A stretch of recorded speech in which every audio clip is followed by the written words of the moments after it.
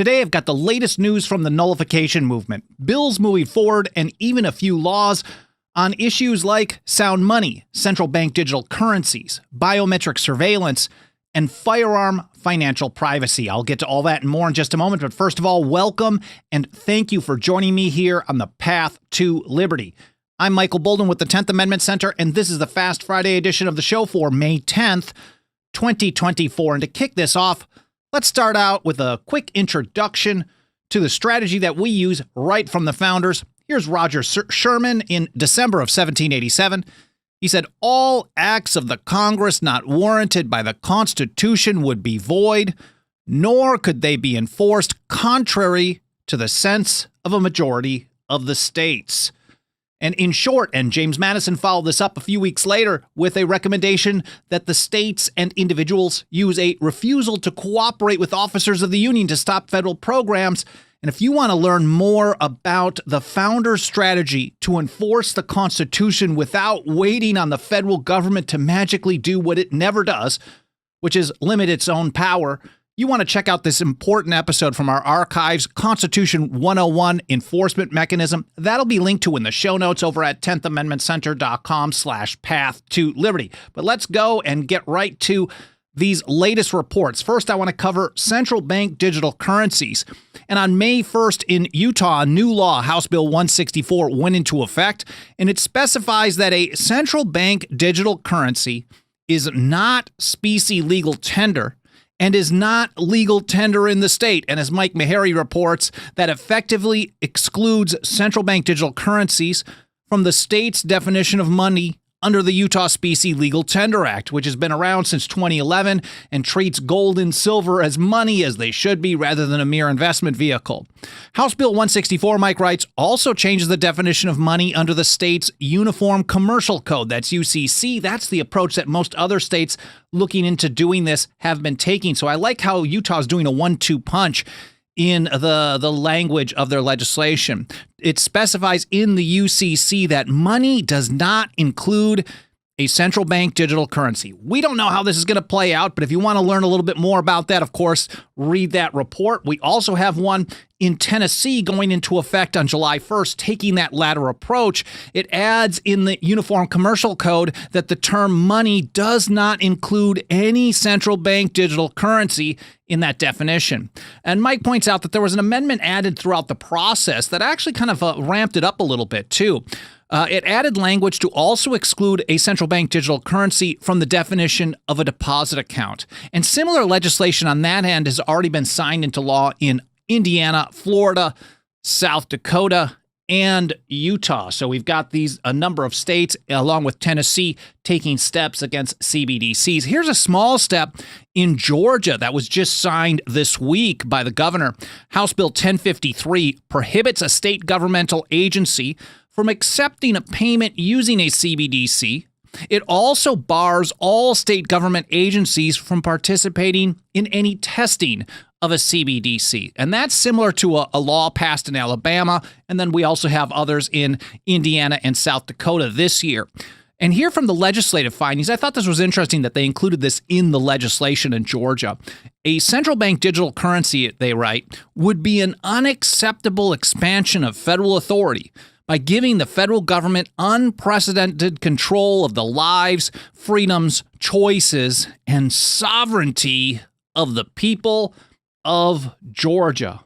And since we're talking about money, let's move on to sound money, gold and silver as legal tender, and the Missouri Constitutional Money Act, Senate Bill 735, which passed the Senate last month by a vote of 21-10. Now, it is moving quickly. It's already gotten out of the House committees, both House committees, and it should be considered on the House floor for concurrence to go to the governor in the next couple of days. I'm not sure exactly when that's going to happen, but I think their session ends late this next week, so they have to move on it. But under the proposed law, Meharry writes, gold and silver would be accepted as legal tender and would be receivable in payment of all debts contracted for in the state of Missouri. The state would be required to accept gold and silver for the payment of public debts if someone has it to offer, basically, or even wants to give the state their gold, but it's there. Private debts could be settled in gold and silver at the party's discretion. Again, that passed out of the House Emerging Issues Committee by a 10-3 vote just this week, and the Senate approved it last month, 21-10. We'll be keeping an eye on that as well. Now, there's a bunch of other interesting stuff in the bill. Of course, you can read about it. It'll be linked to in the show notes. But I thought this provision was really interesting to see. Senate Bill 735, Mike writes, includes provisions prohibiting any state or local cooperation with federal actions to confiscate gold or silver or that interfere with a person's right to use legal tender in Missouri. That's I think this is a very forward and, well, not backward thinking, but this is a really wise move. It probably was pretty easy. I haven't seen anyone really discussing it. And when Meharry and I were going through the legislation, we both thought this was really good, especially with what happened under FDR. They may do something like that once again. And here from the legislation, under no circumstance shall the state of Missouri or any department, agency, court, political subdivision, or instrumentality thereof enforce or attempt to enforce any federal acts, laws, executive orders, administrative orders, rules, regulations, statutes, or ordinances infringing on the right of a person to keep and use specie legal tender as provided in this section, whether physical or in electronic version, however they wanted to use their tender or their gold and silver in Missouri. That's Senate Bill 735. We'll be keeping an eye out on that one. In Louisiana, it's a much more narrow version of this legislation. Senate Bill 232 already passed out of the state Senate by a vote of 39-0. And this one's also moving forward on the House side. And under this law, any gold or silver coin, specie, or bullion issued by any state or the U.S. government as legal tender shall be recognized as legal tender in the state of Louisiana. So if Utah, who already has a legal tender act, and we already see gold backs and things like that moving around, are treated as legal tender, if Utah treats it as legal tender, Louisiana says, we will also do that. If Missouri treats something as legal tender, Louisiana says, we'll also do that. So this is a really interesting approach as well. Senate Bill 232, it passed the Senate 39-0, just got out of the House Committee on Commerce at the end of this last month by a vote of 12-3. They actually expanded it to include bullion as well, so I thought that was a good move. It also specifies that no person shall incur any liability for refusal to accept, recognize legal tender for the payments of debts, except as provided by contract. A gold contract clause in this, which I think is really interesting. In practice, Mike Meharry writes, including this contract clause would mean if parties voluntarily agreed to be paid or to pay in gold and silver, coin, or bullion, the Louisiana courts could not substitute any other thing like Federal Reserve notes as payments. And we know courts tend to like to defer to federal power. So I like seeing this in the legislation. We'll be keeping an eye out on Senate Bill 232 in Louisiana. And then there's also Alaska House Bill 3, which passed out of the House. It's a 2-year session there, so it passed out of the House last year, and it's going through the Senate side, has gone through one committee, and is up for the committee in Senate Finance Committee, I believe. And House Bill 3 would make gold and silver specie legal tender in the state, recognizing it as a medium of exchange for payments of debts. It also would exempt the exchange of specie from sales or use tax. Now, on the state level, they don't have that sales or use tax, but it can be done on a local level. So this would ban the locals from putting a sales tax, which is, if you're taxing money, you're basically saying it's not money at all. It's just property. And so that would really discourage its use. So Alaska House Bill 3 is moving forward as well. And then in Utah, this one just went into effect also on May 1st. This is House Bill 348, and it creates a process for the state to invest and hold precious metals in reserve accounts. And Mike Meharry puts it this way: holding gold and silver will allow the state of Utah to shield its assets and hedge against rapidly depreciating Federal Reserve notes. I call it dirty government fiat. And by the way, if you got a couple of bucks of that, 10thamendmentcenter.com/members is a good place to check out.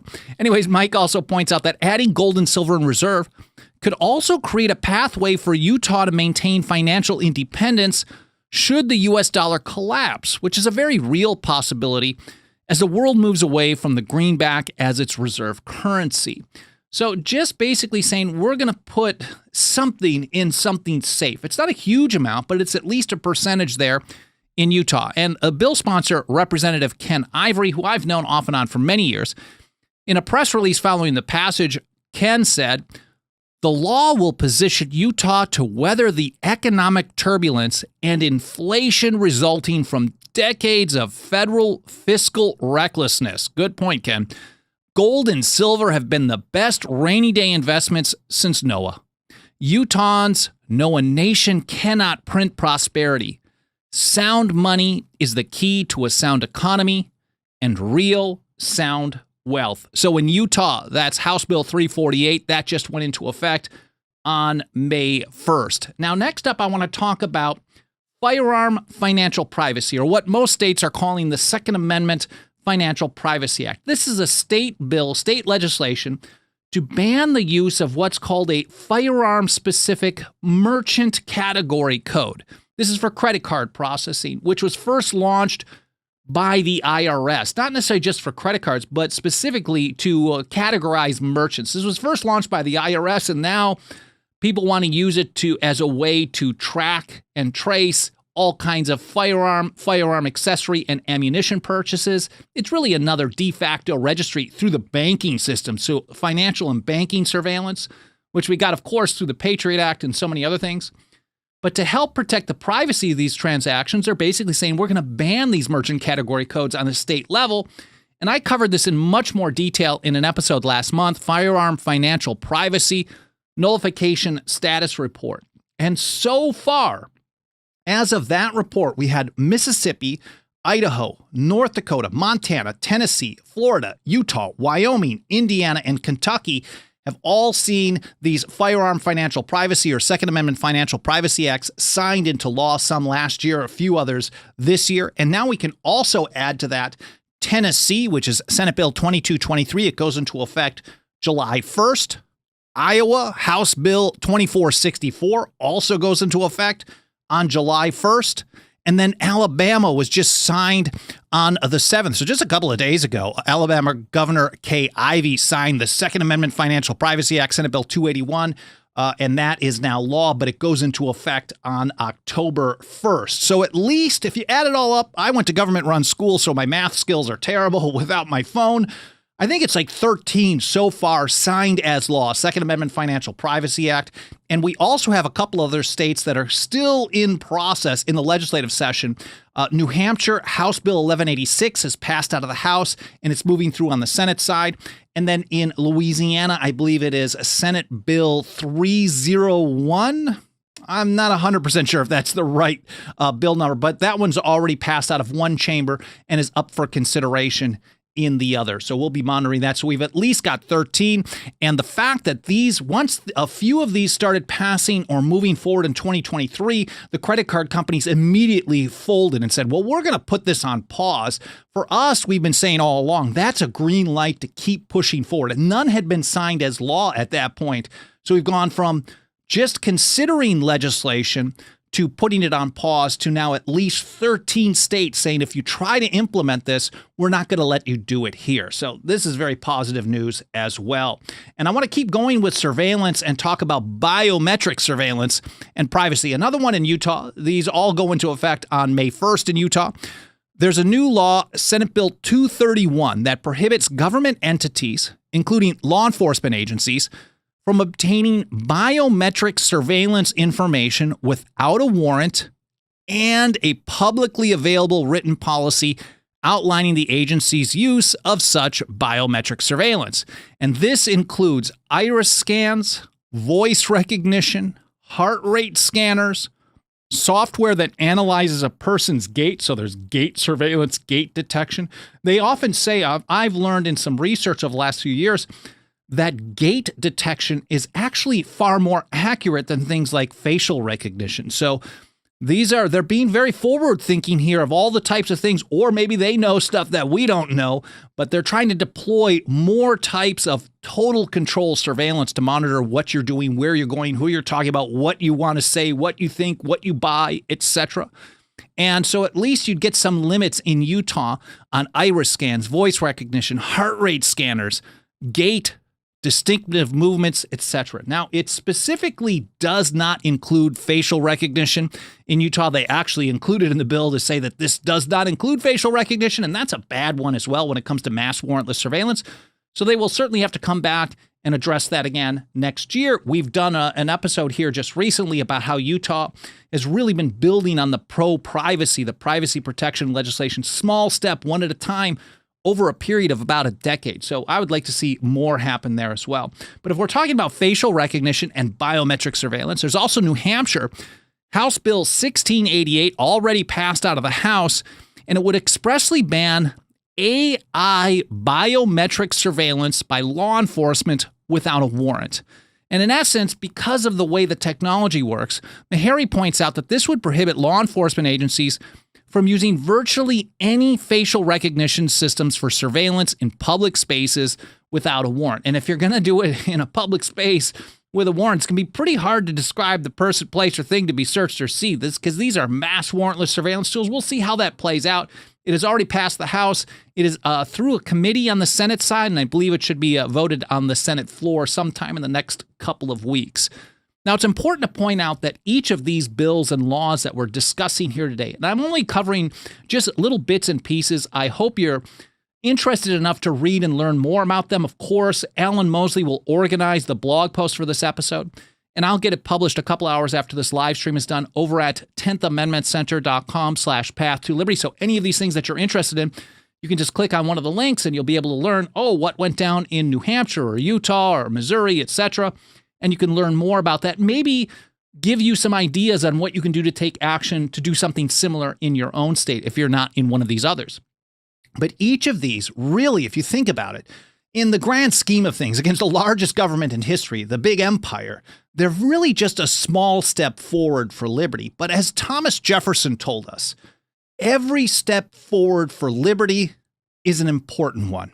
And here's how he put it in a letter to his friend, the Reverend Charles Clay, in January of 1790. He said, "The ground of liberty is to be gained by inches.